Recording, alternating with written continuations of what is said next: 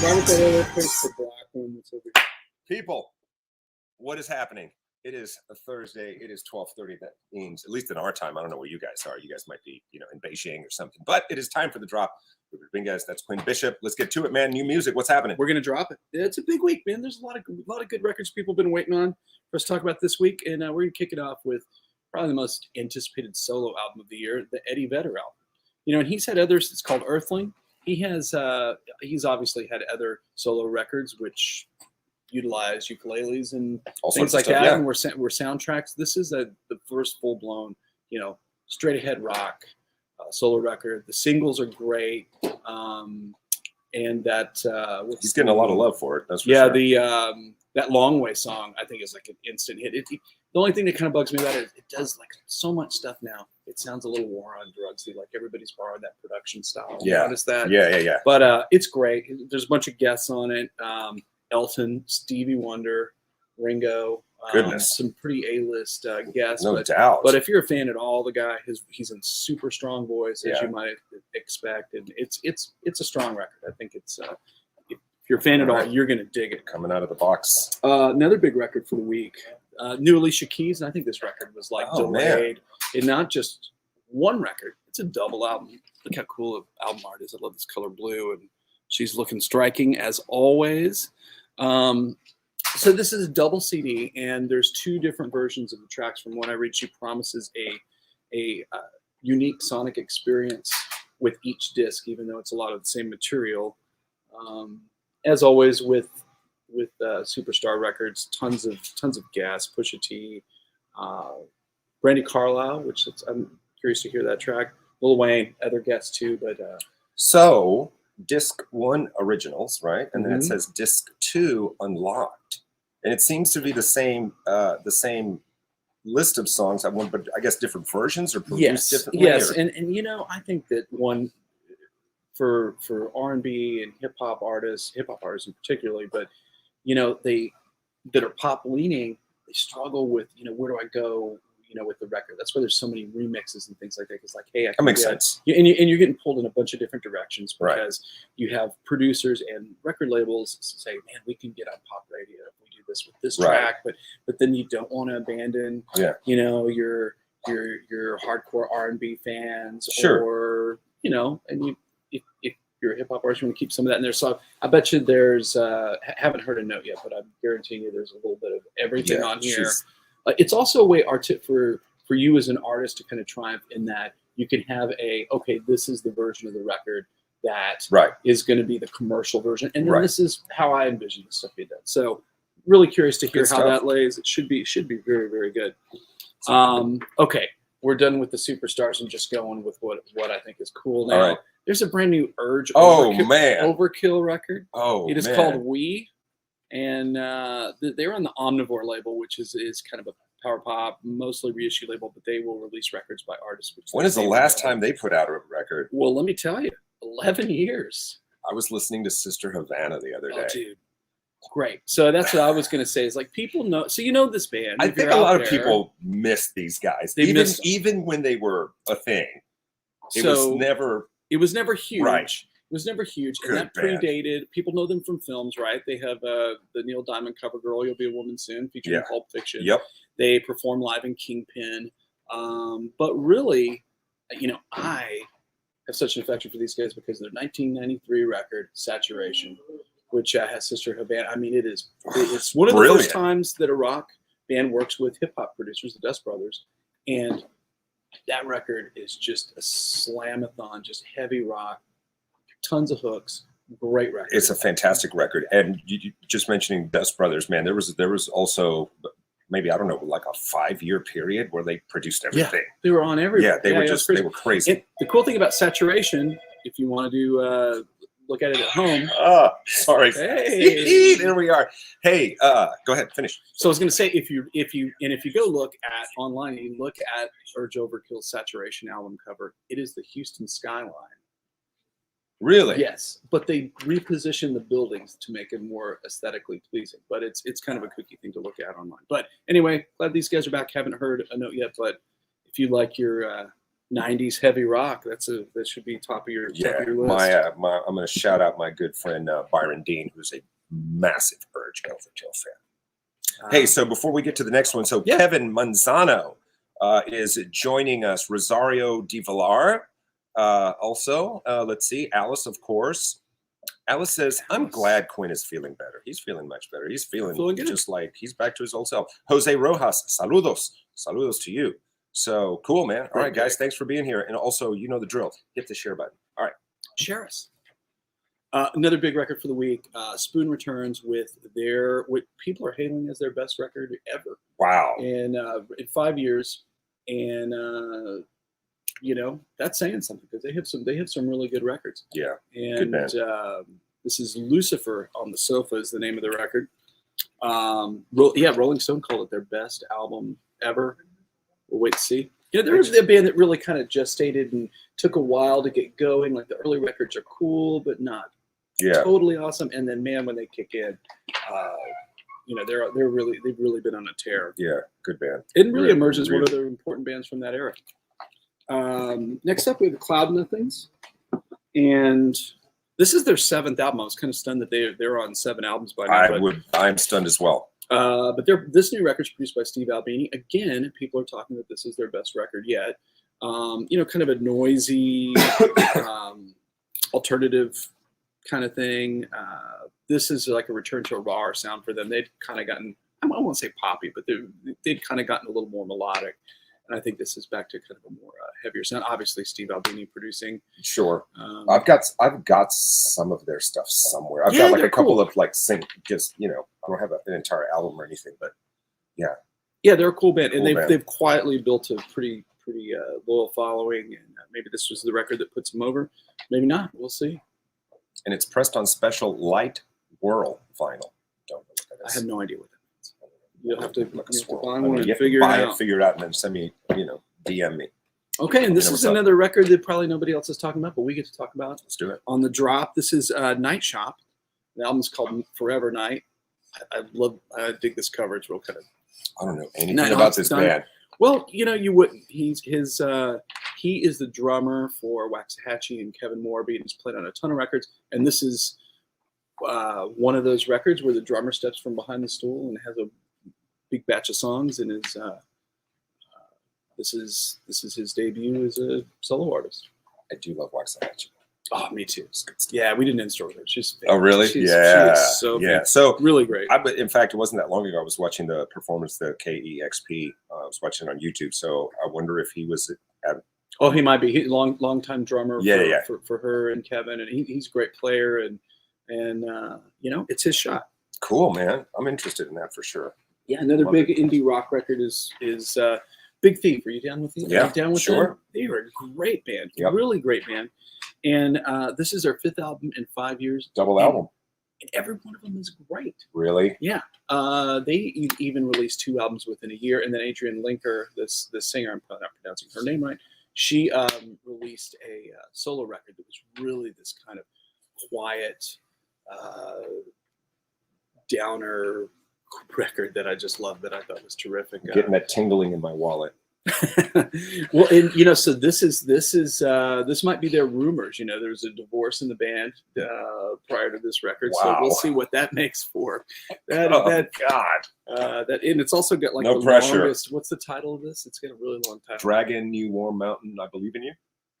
There you go. Sounds like words. Sure, too, right.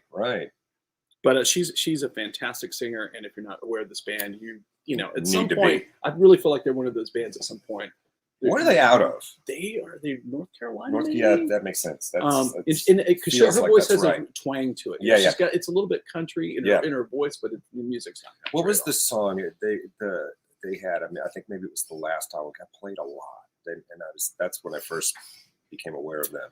The last 2 albums. I can't remember what it was. They were one of those groups that their music kept turning up and stuff. You'd be like, oh, that's them. And she has a very unique voice, so you recognize it immediately. Exactly. Hey, we're going to get heavy. Is that yes, cool? Please. All right. Yes, please. There is a brand new Voivod album, and these guys have not made a record in quite a while. really probably one of the most out there creative metal bands. And wildly influential. Yes.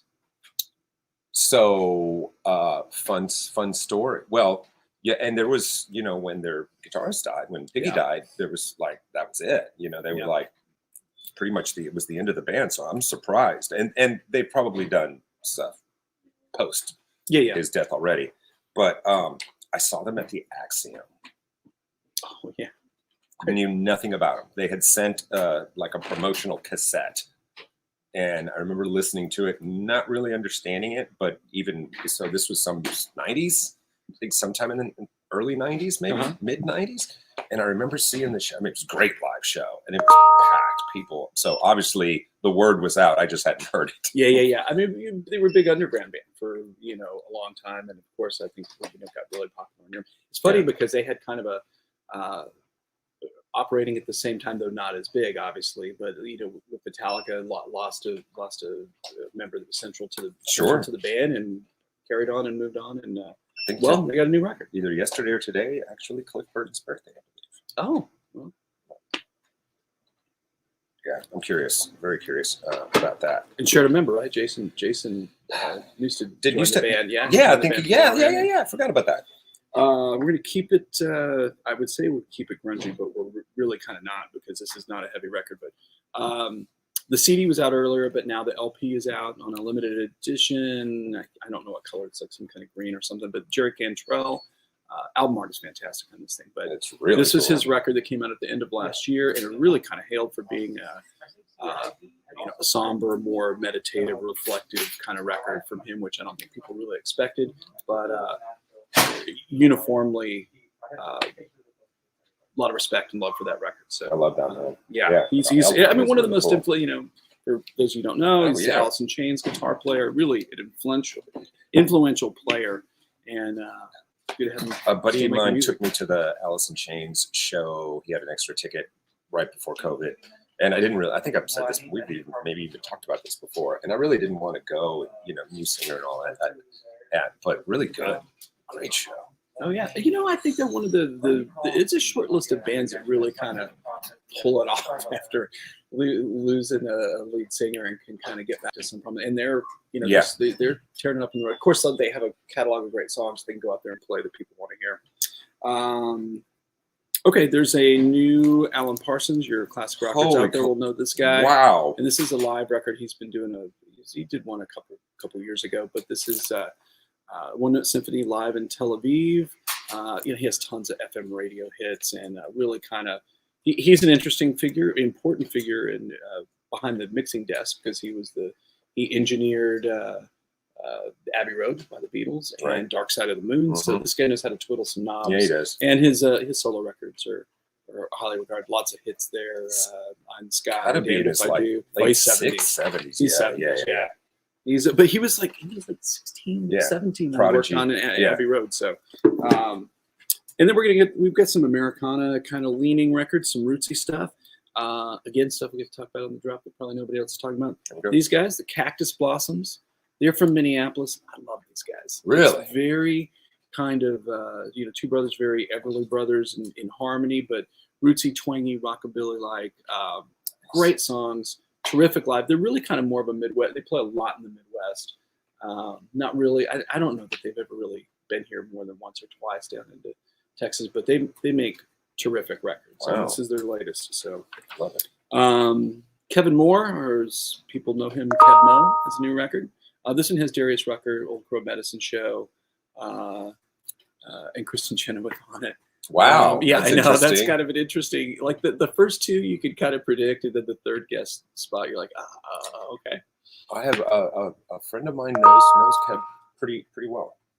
You know, it's what's interesting about him is he came out of like the Parliament Funkadelic thing. Right. His first solo record was on George Clinton's label, Chocolate City, right before it went out of business. Like right before. I think I have that. Went done. It's hard to find records. Yeah, cool I think I have that. And he's just like him on the cover with the horn, right? It's like a white.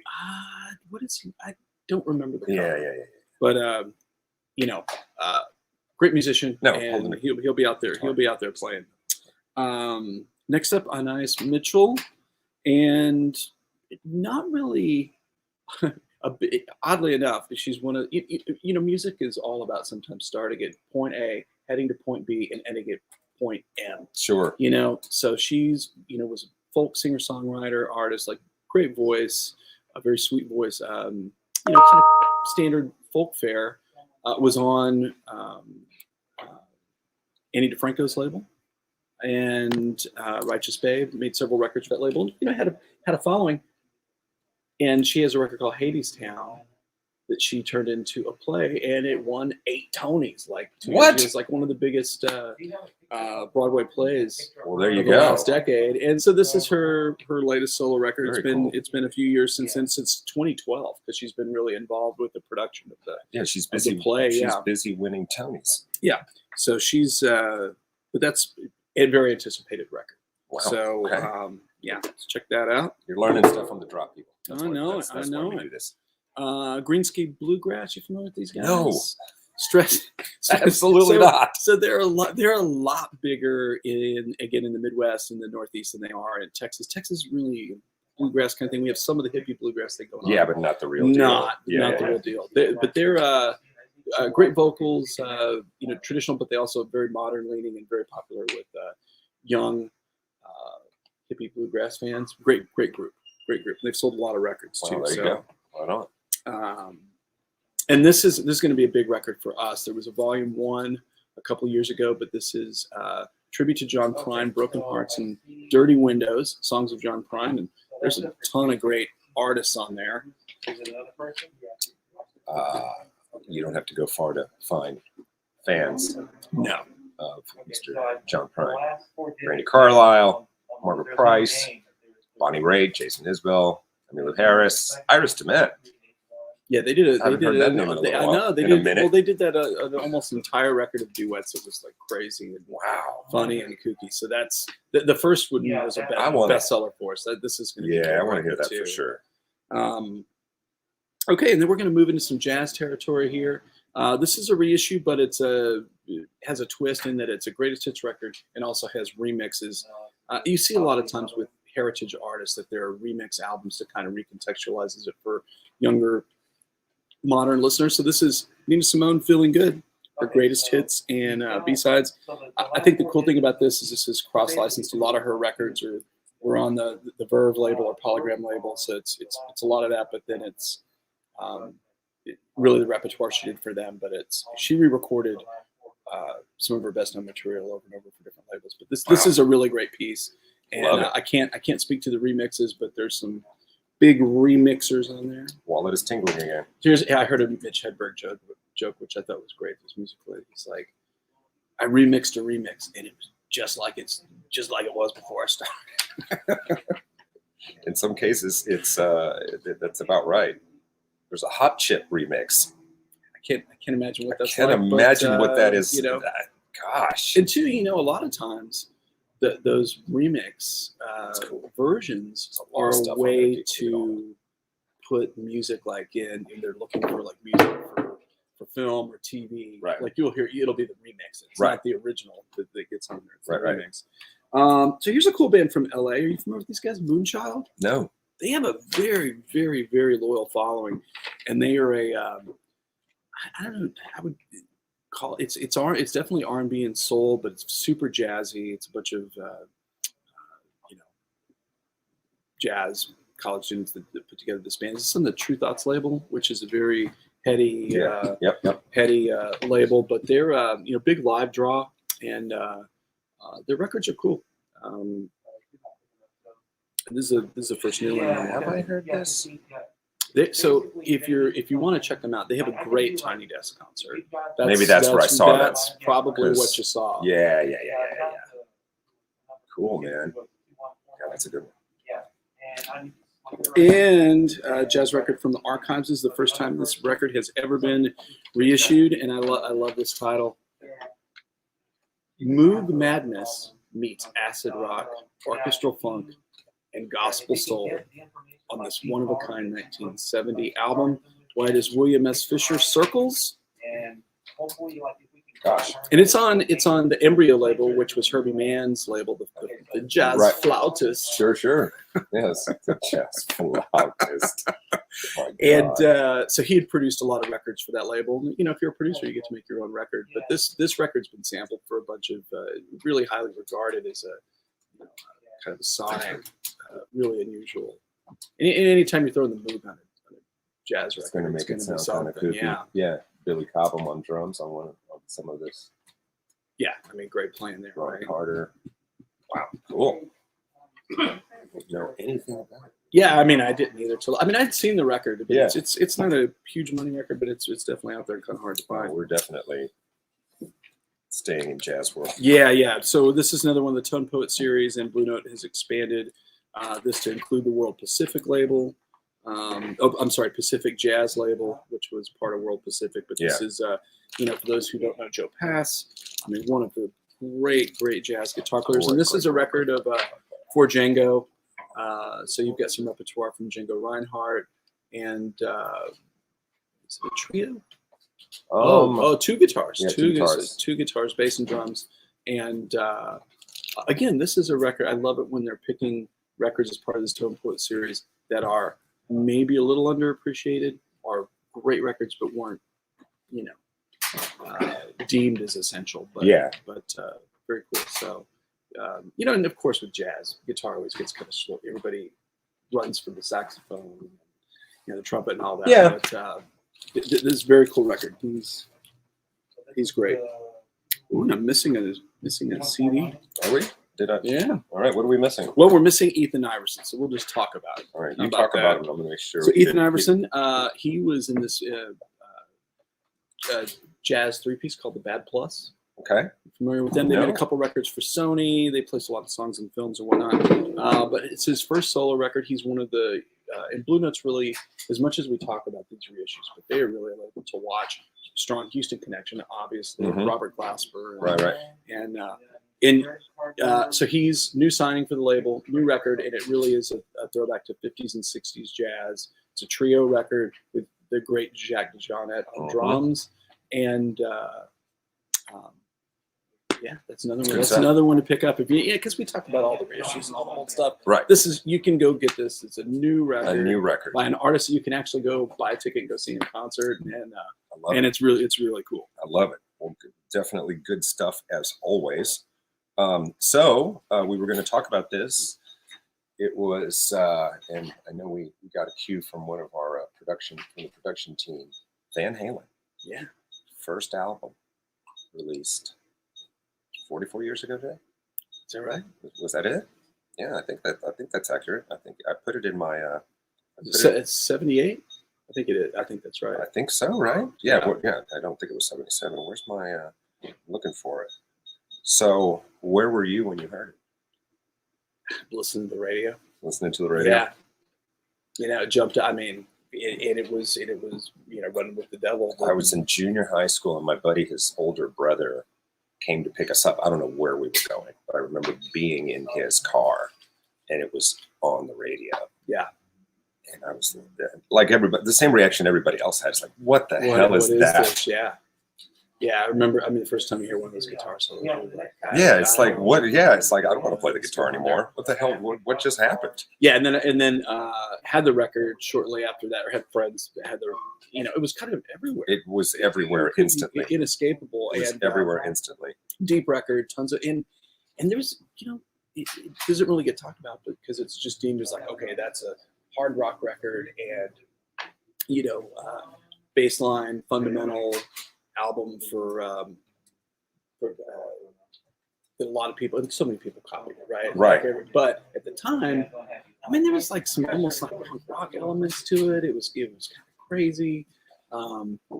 Yes. You're trying to figure out what the hell David Lee Roth is doing. Right. I mean, there's a lot going on in that band. And then when you hear the record, you hear Eruption.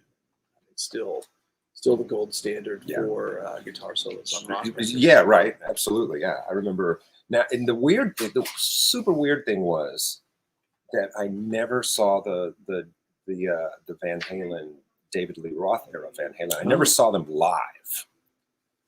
Emmy Lou Roberts says, "Hi guys, we're going to say hello to you." jumping in. Michael Henry, what is happening? Happy Friday. Happy Friday Eve. Happy Friday Eve. Oh. David, what's happening? I see you as well. See ya. Peace. Anyway, it's just really, really crazy stuff talking about, how many 44 years ago, Van Halen puts out that record, and it just kind of was one of those game changer records. It's just one of those absolute, just monsters. And you put it on today and it still sounds incredible. Super fresh. A lot of that, is that Bob Ezrin who produced that? Ted Templeman. Oh, it's Ted Templeman. Yeah. And, and I think he was assigned the band, like, we know we got something here, but we don't know what to do with it. Yeah. Because he was producing Van Morrison records and stuff. And they went into the studio, and I don't think they booked a lot of time either. Like, that came together in 2 weeks. I think that was the goal. If from what I remember, it's like, let's get it live. Let's get the live show. Let's just, and of course, they could play. Yeah. So it wasn't like they were struggling. And they had, I think, I don't know if it was Ted Templeman or somebody said that they had to come up with slightly a different plan, because Eddie had, Marshall stacks, and everything was dimed, like full Spinal Tap, everything to 10, just roll across the knobs, everything, And I mean, if you're talking about like those, I mean, I don't know if he had plexis or super leads or whatever, man, but those were like ear splitting, bleeding, but that's, when he was running them like that, that's how you really get that tone. You get that really crazy tone. That's why in some studios, like, they never turn the amps up, like the amp stay on all the time. Yeah, or it's in an isolation booth by itself, or even in one of those like boxes that they just seal up with the mic in there. I can't remember what those things are called. All right, what's coming up? What's looking looking into the crystal ball? What's on the horizon? Man, there's next week's a big week, because you have Beach House, new Beach House record. And for us Houstonians, new Khruangbin, Leon Bridges, Texas Moon, Texas Sun was already a longtime bestseller, and I'm just a little bit of a conspiracy theorist with this. Tell me, because I need to know. And it's 2 EPs, right? 2 EPs, and I suspect that that is Sony Music that has Leon Bridges under contract, not wanting an album to be on another label. Interesting. So they're fine with EPs, but they don't want his next work to be viewed as like, hey, and son. I mean, they spend millions of dollars making him a household name. They don't want his next big record to be on a small independent label based in Indiana. I love it. But so that's going to be a lot to talk about next week. All right, guys, you know the drill. You can follow on the social medias at Cactus Music. It's a great feed. Talking, you'll never miss a new release, and we shall be back next Thursday. We shall. 12:30 for the drop. You guys have a great week. Peace. See ya.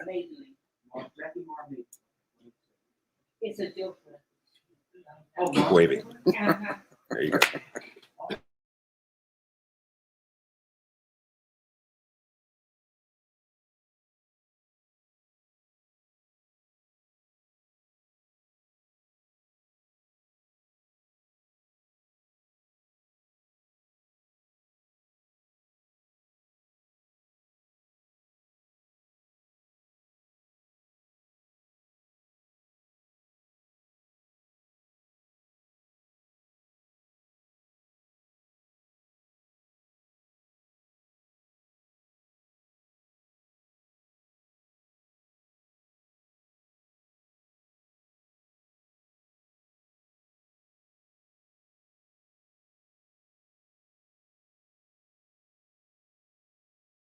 You're your own worst enemy.